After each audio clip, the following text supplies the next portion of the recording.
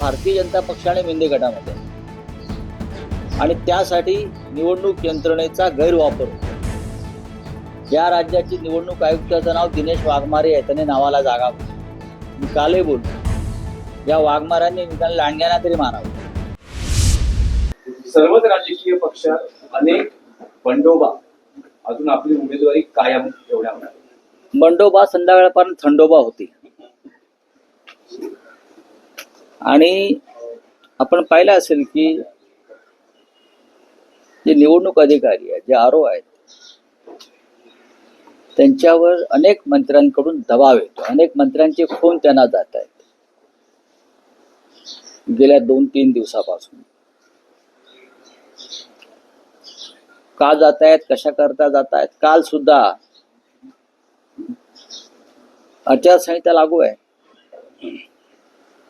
पण उपमुख्यमंत्री जे आहेत ठाण्यातले, त्यांच्या निवासस्थानाबाहेर सरकारी अधिकाऱ्यांच्या गाड्यांचा ताफा उभा होता. त्याच्यामध्ये काय आरोप होते बर.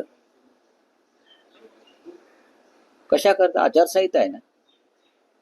अधिकाऱ्यांनी जर आचारसंहितेचं पालन स्वतः केलं नाही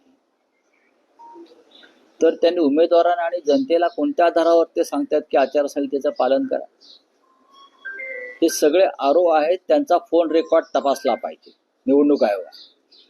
त्यांना कोणत्या मंत्र्यांचे कधी फोन गेले, डेप्युटी सीएमचे कधी फोन गेले, आणि त्यानुसार कोणते उमेदवारी अर्ज हे बाद केले.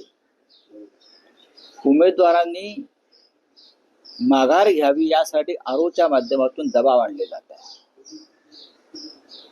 राहुल नार्वेकरांचा विषय हा अत्यंत गंभीर आहे. जरी त्यांनी काल मला उत्तर वगैरे काय म्हणतात ते दिलं म्हणतात, बरोबर ना? ते काय मला उत्तर देणार? काय देणार? शिवसेनेतूनच त्यांचा प्रवास सुरू झालेला आहे, आम्हाला माहिती आहे. सीसीटीव्ही फुटेज काढा 30 डिसेंबरचं 4 वाजल्यानंतर सीसीटीव्ही फुटेज काढा. माझ्या माहितीप्रमाणे 4 नंतरचं सीसीटीव्ही फुटेज हे गायब केले. सीसीटीव्ही फुटेज गायब कसं होतं? विधानसभा अध्यक्षांचं कसं होतं? भूषण गगराणी हे पालिकेचे आयुक्त आहेत, तेही या कट कारस्थानामध्ये सामील झाले आहेत का?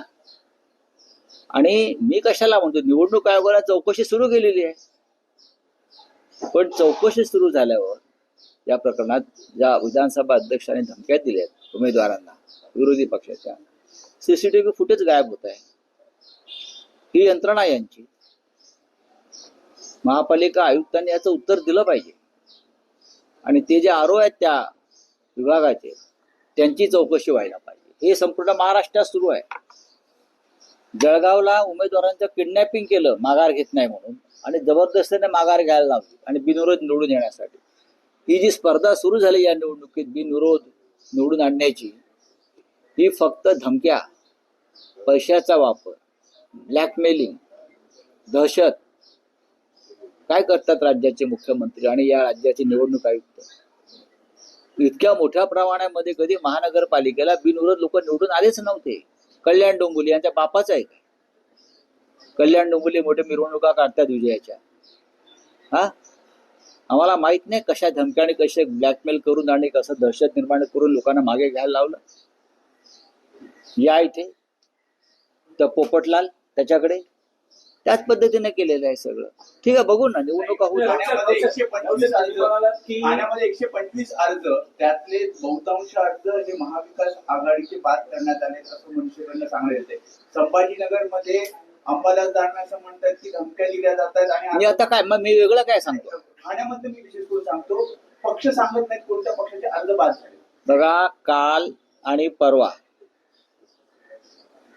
सर्व प्रमुख ठाण्यातले आणि काही प्रमुख निवडणुकी संदर्भातल्या अधिकाऱ्यांच्या गाड्या या उपमुख्यमंत्र्यांच्या दारात मोठ्या प्रमाणात लागलेल्या. त्यानंतर परवापासून ही प्रक्रिया सुरू झाली ठाण्यामध्ये, कल्याण डोंबिवलीमध्ये. ही स्पर्धा भारतीय जनता पक्ष आणि मिंदे गटामध्ये आहे. आणि त्यासाठी निवडणूक यंत्रणेचा गैरवापर होतो. या राज्याचे निवडणूक आयुक्ताचं नाव दिनेश वाघमारे आहे, त्याने नावाला जागावं. मी कालही बोललो, या वाघमारांनी निदान लांडग्यांना तरी मारावं. बरं, हे त्यांना सामील आहेत की काय? चोखलिंगम जे केंद्रीय निवडणूक आयुक्त आहे तिकडले वाघमारे राज्याचे हे करतायत काय? हे कोणत्या प्रकारची यंत्रणा राबवत आहे? अंबादास दानवे यांनी सांगितलेल्या गोष्टीत सत्य आहे, तथ्य आहे.